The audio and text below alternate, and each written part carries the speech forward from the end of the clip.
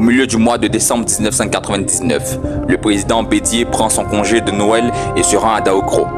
Pendant ce temps, à Abidjan, le sergent-chef Ibrahima Koulibaly, généralement appelé Major ou IB, en compagnie des nombreux soldats ivoiriens ayant participé à la mission onusienne pour la stabilisation de la Centrafrique, vont tous ensemble bloquer les ponts Félix Houphouët-Boigny et Général de Gaulle au niveau de Treichville.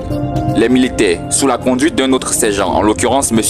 Bokayapi, soutenu par le bataillon d'artillerie d'Akwedo et du poste érigé aussi bien à l'entrée septentrionale d'Abidjan, notamment à Yopougon au niveau de Jesco, que sur la route menant à Yamoussoukro, vont ensemble contraindre le président Henri Konan Bédié à envisager sa démission.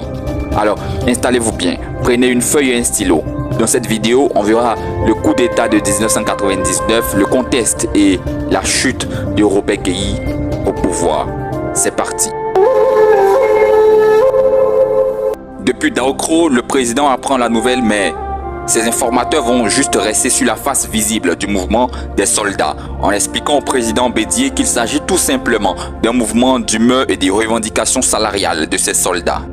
Avant d'en arriver là, certains soldats s'étaient rendus à un entretien avec le président Bédié pour lui demander leur rémunération, mais Bédié les a répondu par la négative et les a menacés d'une lourde correction en cas de récidive.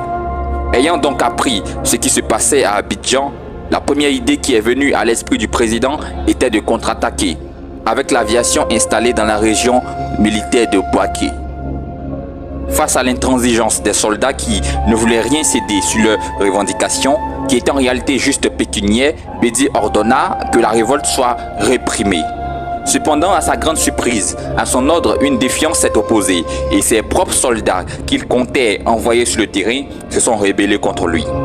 Il y a donc un petit intervalle de négociation qui est ouvert entre lui et les soldats. Mais les soldats ne voulaient plus rien entendre de lui et lui ordonnaient de démissionner face à ce qu'ils vivent, y compris tous les maux que vit la population également.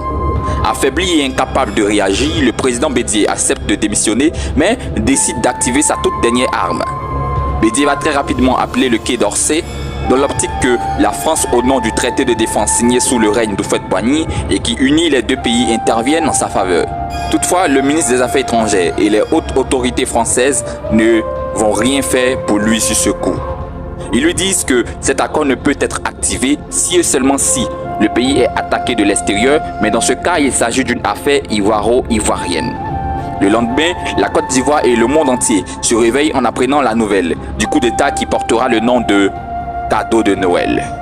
À ce moment de l'insurrection, excepté les putschistes eux-mêmes, personne, y compris les services secrets français dont les agents étaient très nombreux en Côte d'Ivoire, ne croyait au sérieux de ce coup d'État qui était d'autant plus pacifique que beau pour être un vrai dans un continent où tout coup d'État arrive avec l'utilisation de la force et ce, dans le sang. Il faut noter qu'il n'y a eu aucune perte en vie humaine suite à ce coup d'État. Les militaires, les services de sécurité et la gendarmerie ivoirienne, suite à ce gros coup réussi, se sont eux-mêmes félicités en se voyant quitter sous le joug très pesant de l'homme qui était encore au pouvoir, en l'occurrence le président Henri Konan Bédié. Le coup d'État va donc rentrer dans sa seconde phase.